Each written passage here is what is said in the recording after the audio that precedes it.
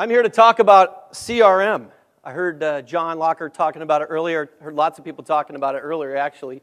And, you know, the funny thing about CRM this late in the day, it does kind of want to make us all lay down and take a nap.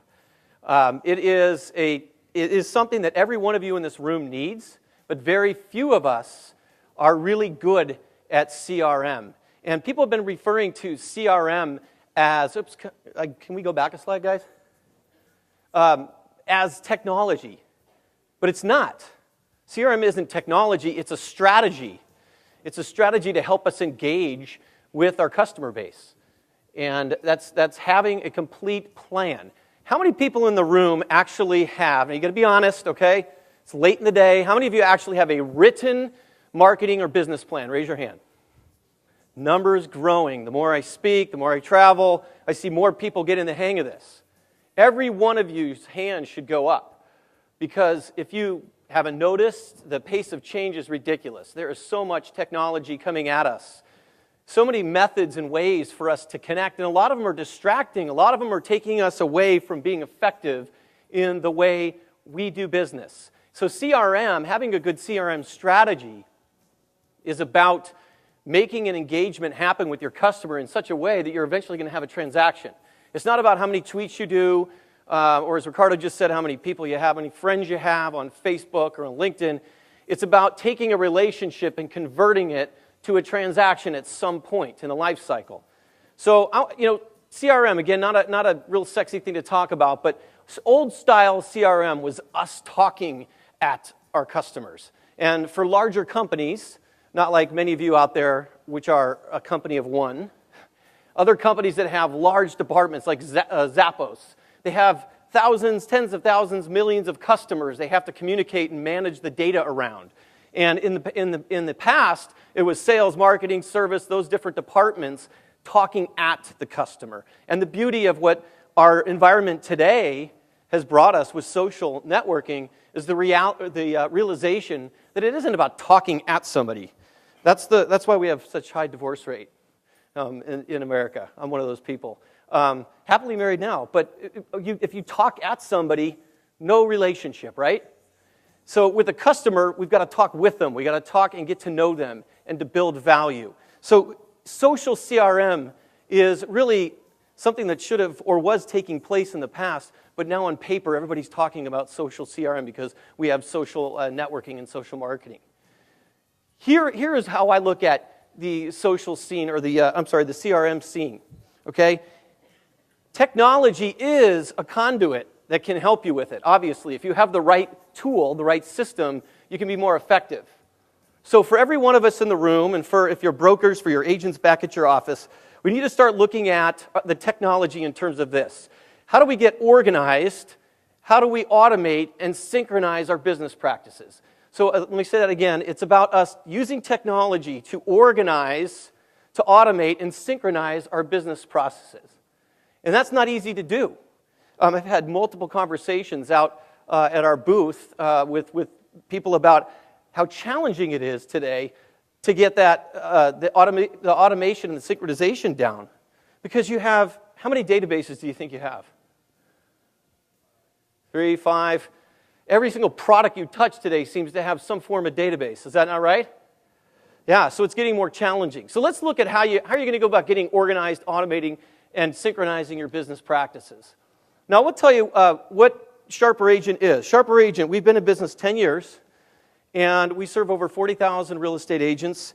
And what our product does is we help you as agents stay in touch with the consumer in a real effective way. And I didn't come up here today to show you slides about our product, tell you about the cool features.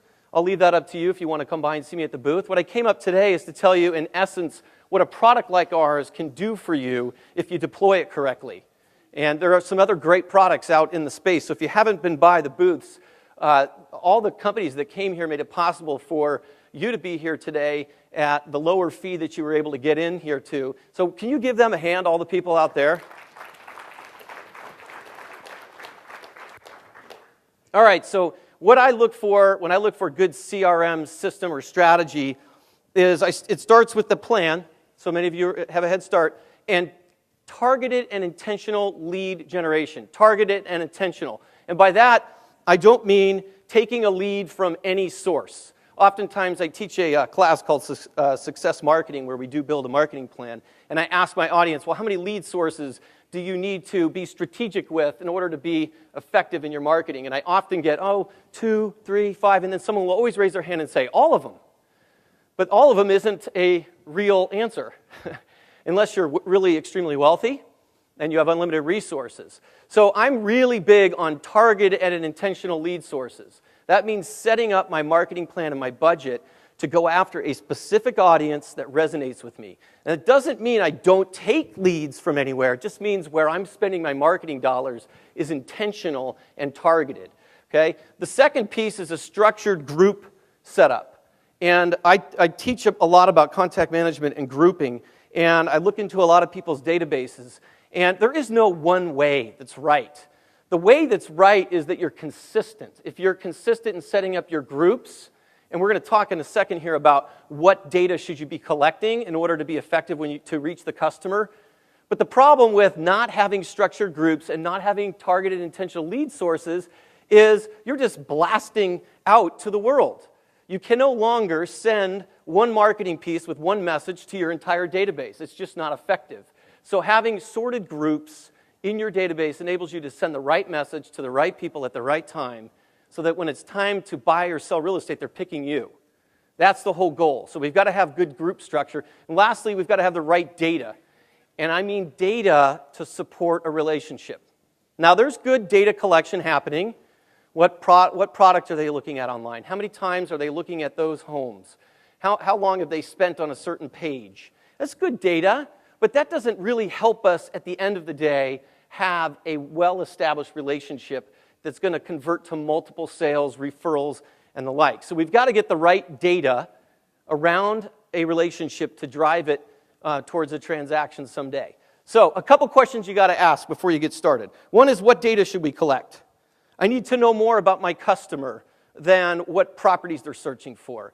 What technology should I use in order to store that information so that I can access it readily and use it, as Ken Barris was talking earlier, use it to effectively connect with a customer? So those are just some questions you've got to ask yourself. And I'm not going to go down into the minutia today other than to look at what kind of data should be collected.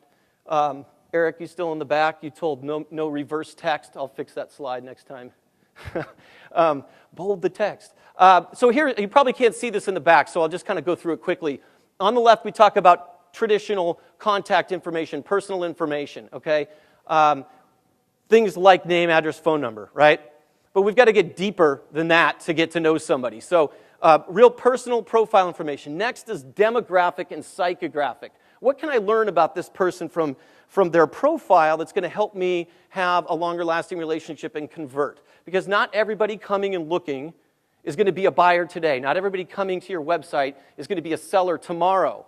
And if you only look in that little framed window, you're not going to have the big picture business experience that you can. And then lastly, this is kind of cool and scary too. The conversations, managing the relationship through watching what they do on social media. I had the good pleasure of attending the Direct Marketing Conference last year, and Pepsi, the guy that does social media for Pepsi, was up speaking, and he talked about this control center that they have with all these computers and all these employees, and they're watching every utterance of the word Gatorade or anything about the Gatorade brand, and then they're immediately jumping and interacting online and forging relationships all over the web. It's kind of scary if you think about it, just because, big guy's watching you. But we can see into the lives of people. Remember back when you used to go to the coffee shop, you'd listen in and you'd hear, the Johnsons, that's such a bummer, I overheard the coffee shop that they're getting a divorce. Now it's like all over Facebook. Divorce, a couple of sales possibly going to happen here. Maybe Sally's coming home from college. She just got a job at Google, and that would be a good person to sell a house to. So we get to peer into the window of our lives of people. I think Facebook's a phenomenal tool if used properly to gather information. So those are just some of the things that you should be gathering. And I know that hasn't been a practice in the past. Okay, the next piece is, if we've got the data, we know what we're going to collect, we've got to automate some of that collection. We can't do it all manually. So you've heard a lot today from people about, Seth just got up here and talked about QR codes and how you can capture information that way, and through the texting tools, obviously through your website. Automate what you can to capture information, but don't just capture name and address or name and email address. Over time, if your information is valuable enough, in an exchange, people will share more about themselves.